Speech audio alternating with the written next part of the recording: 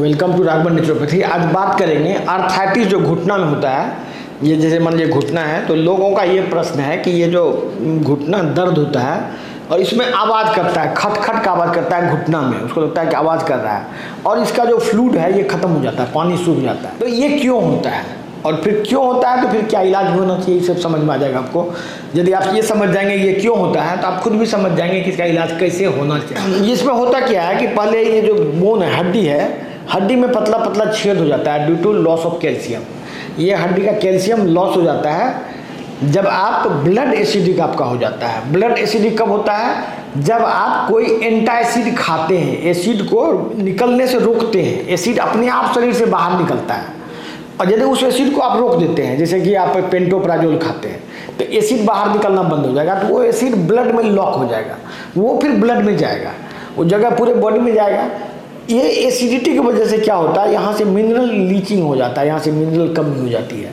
इसमें पतला पतला एकदम सूक्ष्म छेद हो जाता है हड्डी में, और उस हड्डी में उस छेद के थ्रू यहाँ का पानी सोख लिया जाता है। जब पानी सूख जाता है तो वो आवाज़ खटखट करना शुरू हो जाता है और दर्द होता है। तो ये कारण है इस बीमारी का। समझ गया ये बीमारी का कारण। यदि आप इसमें पानी डालते हैं, बहुत सारा डॉक्टर बोलेगा आपका पानी खत्म हो गया, हम बाहर से पानी इसमें डाल देते हैं। अरे भाई पानी डाल बाहर से भी देंगे फिर भी तुरंत ही तो फिर सोख लेगा, क्योंकि उस वक्त छेद हड्डी का तो इलाज हुआ नहीं। एलोपैथिक का सबसे बड़ी समस्या क्या है, एलोपैथिक मूल कारण का इलाज नहीं करना चाहता है। वो आपको टेम्पोररी कुछ सोल्यूशन देगा जिससे कि आप फिर से पहुँच जाएँ।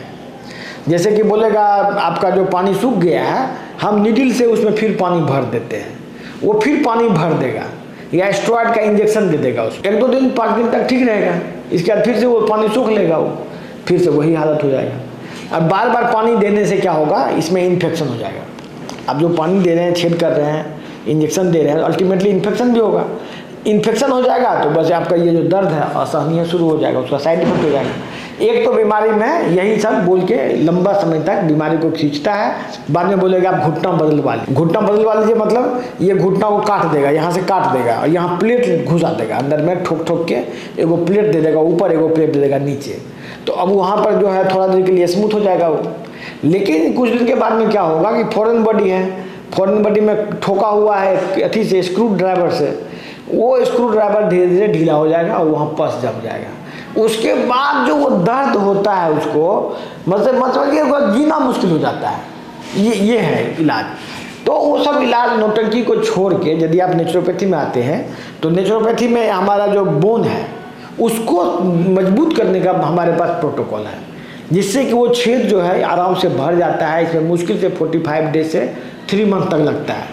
इसके बाद ऑटोमेटिक ये पानी सूखता नहीं है और आपका सारा प्रॉब्लम सॉल्व है। ये जो ट्रीटमेंट है, ये जो बीमारी का इलाज है, एक्चुअली में नेचुरोपैथी में क्या करते हैं, ये हड्डी को मजबूत करने का इलाज होता है। जैसे हड्डी मजबूत होगा, आपका जो छेद बंद होगा, तो ऑटोमेटिक यहाँ से आपका फ्लूइड जो बनेगा वो एब्जॉर्ब नहीं होगा और ये बीमारी खत्म हो जाएगा। ये एक साइंटिफिक ट्रीटमेंट हुआ।